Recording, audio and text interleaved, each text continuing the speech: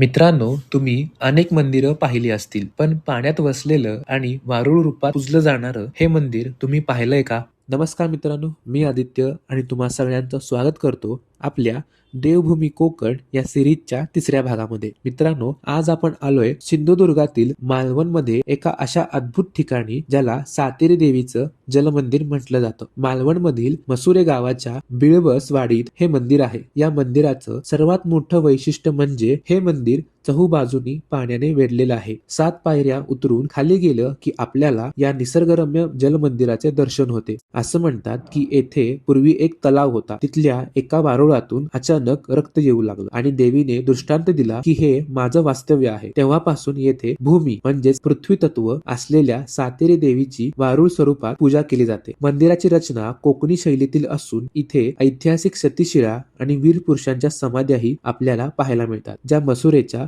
समृद्ध इतिहासाची साक्ष देतात. इथल्या कुंडांच्या तळाशी महादेवाची पिंड असल्याचंही सांगितलं जातं. आषाढ महिन्यात येथे मोठा यात्रा उत्सव असतो. या यात्रेचं खास वैशिष्ट्य म्हणजे पहिल्या दिवशी रात्री विधीनंतर पूर्ण मंदिर परिसर रिकामा केला जातो. अगदी दुकानही बंद होतात आणि दुसऱ्या दिवशी पुन्हा जल्लोषात यात्रा भरते. कोकणाच्या मातीतील ही भक्ती आणि निसर्गाचा हा संगम अनुभवायला एकदा नक्की या.